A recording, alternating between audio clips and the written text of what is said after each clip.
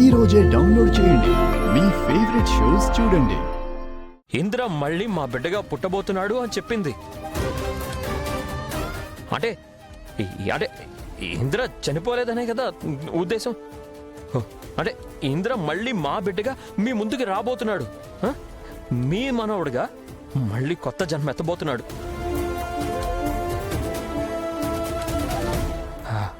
ఆ విషయం మీకు చెప్పి అహల్య మిమ్మల్ని బతికించింది. అంటే అంటే ఇంద్ర చనిపోయాడా?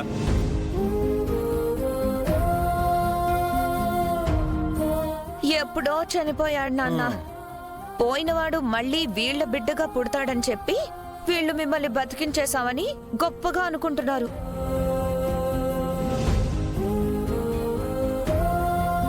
ఇంద్ర చనిపోయాడన్న విషయం దాచిపెట్టింది వీళ్లే, మళ్ళీ పోయినోడు బిడ్డగా పుడతాడని చెప్తుంది కూడా వీళ్లే.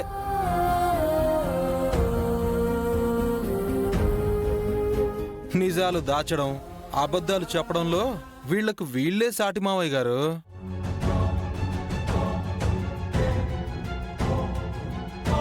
ఇంకాపుతారా? మీరంతా బయటికి వెళ్ళండి. ఏమండి, మన ఇంద్ర ఎప్పుడో చనిపోయాడండి. ఆ విషయం వీళ్ళు మన దగ్గర దాచిపెట్టారు. వాడు వెళ్ళిపోయాడు. గౌతమ్ గాడు మోసం చేశాడు.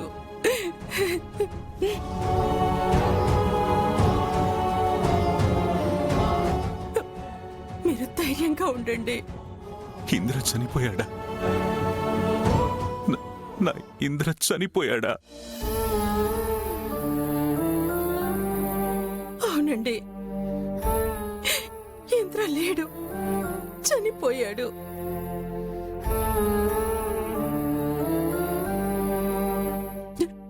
మీరు ధైర్యంగా ఉండండి. మీరు త్వరగా కోలుకోండి.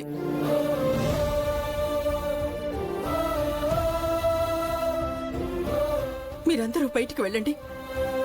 ఆయన నేను చూసుకుంటాను.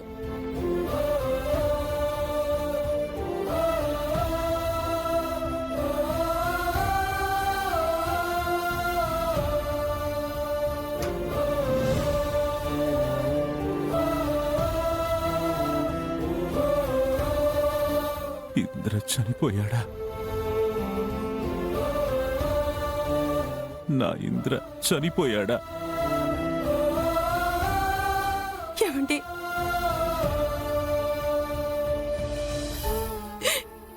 ఏమండి,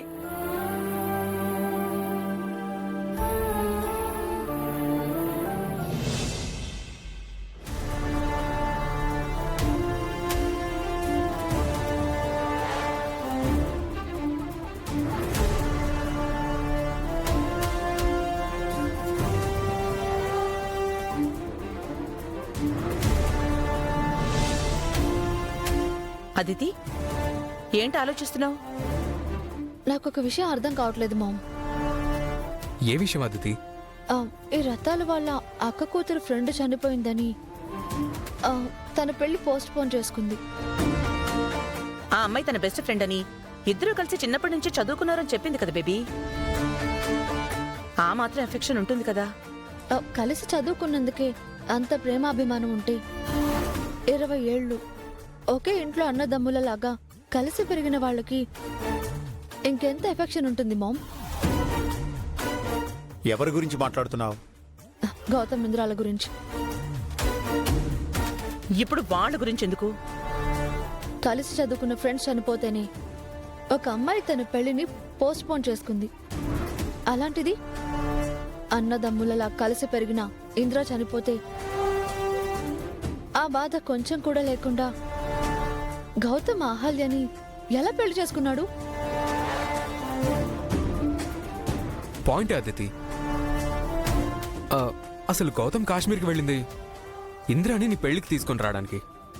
అలాంటిది ఇంద్ర చనిపోయాడని తెలిసినా కూడా గౌతమ్ అహల్యని ఎలా పెళ్లి చేసుకున్నాడు? అదే ఇందాకటి నుంచి నేను ఆలోచిస్తున్నానన్నయ్య. ఫ్రెండ్షిప్ కంటే ఎక్కువ బ్రదర్ రిలేషన్ ఉంది. దాన్ని పక్కన పెట్టి గౌతమ్ ఆ రిలేషన్ని ఎలా పక్కన పెట్టాడు? ఎలా అహల్యని పెళ్లి చేసుకున్నాడు? ఇందులో ఏదో సీక్రెట్ ఉంది. ఈజీ కాదు. క్యారెక్టర్ ఉన్నవాడు ఎవ్వడూ గౌతమ్లా బిహేవ్ చేయడు. వాడు సెల్ఫిష్ కాబట్టే ఆ ఇందిరాగాడు చనిపోయినా పెళ్లి చేసుకున్నాడు. ఏమీ పట్టనట్టుగా తన స్వార్థం తను చూసుకుని ఆ అహల్యని పెళ్లి చేసుకున్నాడు. హ, ప్రాణంగా ప్రేమించి నిన్నే మోసం చేశాడు. ఇందిరాగాడిని పక్కన పెట్టడం ఆ లెక్క ఏంటి? నో మామ్, ఆ తెర వెనక ఏదో హిస్టరీ ఉంది. వదిలే బేబీ, ఇప్పటివరకు జరిగింది చాలు. ఇక ఆ పెళ్లి గురించి అంతా మర్చిపో. అంత ఈజీగా ఎలా వదిలేస్తాను డాడ్? వదిలేకుండా ఏం చేస్తావే ఇంకా? ఆ ఇందిరాగాడు ఎలాగూ చచ్చాడు. ఇక గౌతమ్ గాడు బ్రతికున్నా ఎలాంటి ఉపయోగం లేదు. జరిగిందంతా ఓ పీడకలనుకుని అంతా మర్చిపో. ఆ ఫ్యామిలీని వదిలే. లేదు మామ్. పొద్దున్న మండపంలో నన్ను ప్రేమిస్తున్నావా అని అడిగితే గౌతమ్ ఎస్ అని చెప్పలేదు, నో అని కూడా చెప్పలేదు. గౌతమ్ మనసులో నేనున్నానా లేనా అని కూడా తెలియడం లేదు. 20 ఏళ్ల పాటు కలిసి పెరిగిన ఇంద్ర చనిపోతే గౌతమ్ ఆ విషయం పట్టనట్టుగా పెళ్లి చేసుకుని వచ్చేశాడు. గౌతమ్ అంత సెల్ఫిష్ అని నాకు అనిపించడం లేదు. ప్రాణంగా ప్రేమించిన నిన్నే వదిలేశాడు. ఇందిరాగాడు లెక్క బేబీ. నువ్వు అనవసరంగా వాడి గురించి ఎక్కువ ఆలోచిస్తున్నావు. నేను కరెక్ట్గానే ఆలోచిస్తున్నాను మామ్. 6 నెలల క్రితం గౌతమ్ ఎలా ఉండేవాడో నాకు బాగా తెలుసు. అహల్య వచ్చాక అంతా మారిపోయింది. తనే ఏదో మాయ చేసింది. గౌతమ్ని మార్చి పెళ్లి చేసుకుంది. పెళ్లి వరకు మిస్టరీ ఏంటో నేను కనిపెట్టి తీరుతాను. అదేంటో తేల్చకుండా నేను వదిలిపెట్టను.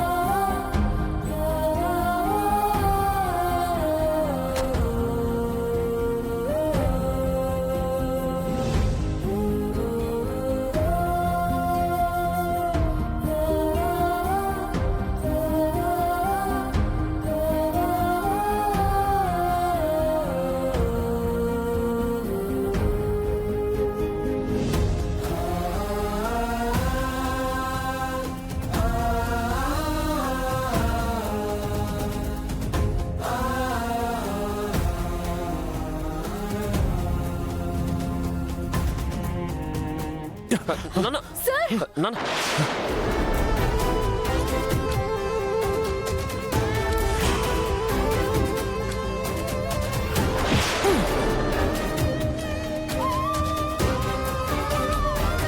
నన్ను ముట్టుకోవద్దు, దూరంగా వెళ్ళు.